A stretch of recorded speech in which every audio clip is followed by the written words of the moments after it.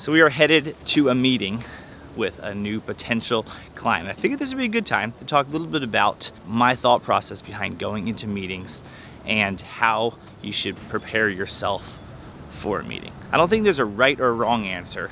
Actually, I don't think there's a right one. I do think there's a wrong one, and it's called not having any context. If you think about someone that would come to you to try to sell you a product, there's nothing that's more of a turnoff to me than someone that doesn't even have a clue what I do, but they think they have a solution to fix it. You get all those emails from people all the time and companies, the spammers that are say, hey, would you love to improve this and do that? Yet I clearly know that it was spam and they really have no clue like what I do, what I even need help with, what I'm not doing well or what I do need well. Every time we come across a new potential client that we want to work with, whether they contacted us or whether we contacted them, we do a little bit of homework. We look at their social media, we look at their brand, we look at places that we feel like they could improve, and more importantly, places that we could help them improve. And then we really go into the meeting with some context to be able to say to them, we noticed that on your social media you did this, we noticed your website this, we noticed you have a really great facility, but I never knew it until I showed up.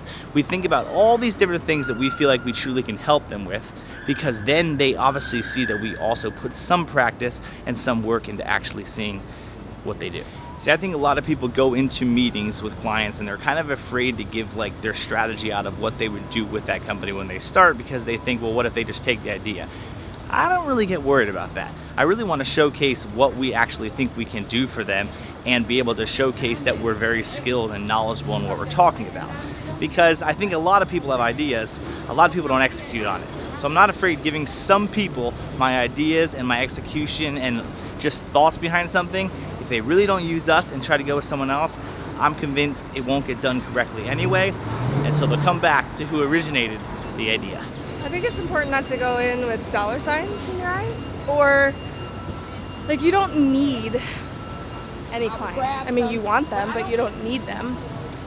So I think kind of going into it with making sure that you can provide value about what your brand could help them accomplish, that'll help you go in with a little bit more confidence.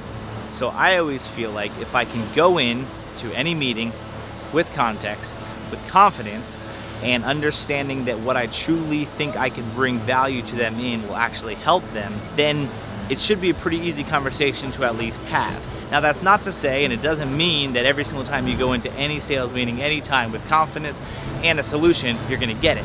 And I think it's important to not also let that stress you out. You should not plan to go into every single meeting trying to land the job.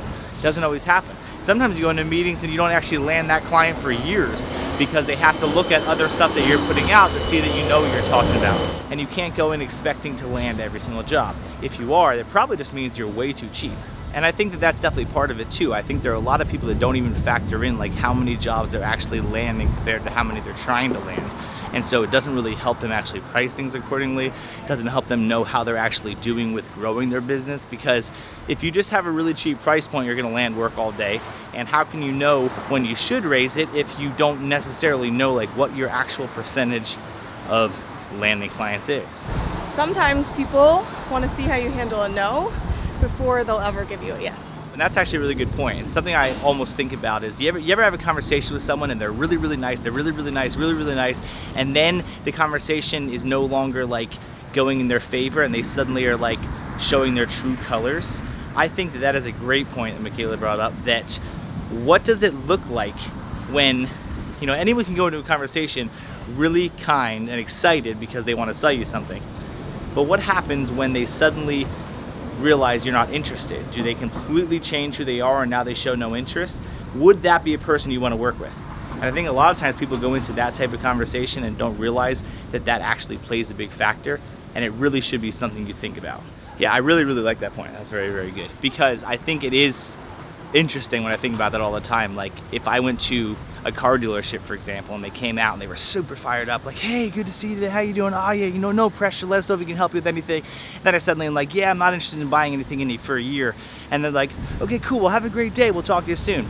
Well, if I was gonna buy a car anytime soon, I wouldn't be really excited to go back to that guy, because clearly I saw that the reason he talked to me was for a sale and nothing else. He didn't actually care how I was doing or what I needed. He just wanted the sale right then. But if he said to me, oh, no problem at all, here, let me give you my card, let me walk you around and show you a couple of cars for you to think about in the future. Now I like want to call that guy, because I'm like, dude, that's nice of you, you actually cared. And on the topic of not having to land every single job, I think there's also something to be said about, I don't really think people want to work with like a company that is desperate for work either, because usually it shows, desperation to me shows like you're not doing very well. You're not even having success with the clients you have, and so you're desperate to just land another, or you're just not going to necessarily do a good job for them because you're that desperate about the next customer and the next customer and the next customer. So let's sum up that little street conversation there all about sales. A couple tips that I have, and Michaela will give hers in summary. Number one, don't go in desperate. Be confident in what you're selling, and if you are not confident in selling, it's probably because you're not confident in what you are selling.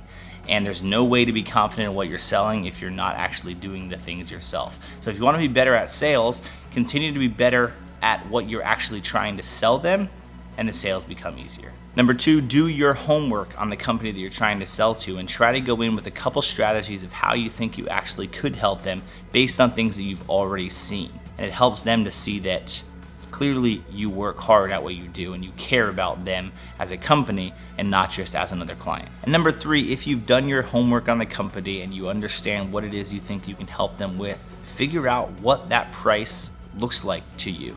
I think a lot of people kind of go in with set prices on things, not necessarily realizing that they should kind of think a little bit more about what you're going to tell them in that meeting that you can help them with, and then what's that cost, because there is a cost involved in everything. There's a cost involved in time, and if you're doing video production, filming, and all those different things, and you have to realize that there shouldn't be like a set fee of what it costs to have your services, because your services are really going to vary based on who you're selling to. Number four is to go in and instead of focusing on the sale, focus on building the relationship, because the sale might not come until years down the road, but if you focus on building the relationship, the sale might eventually come. So don't walk into a meeting with dollar signs in your eyes.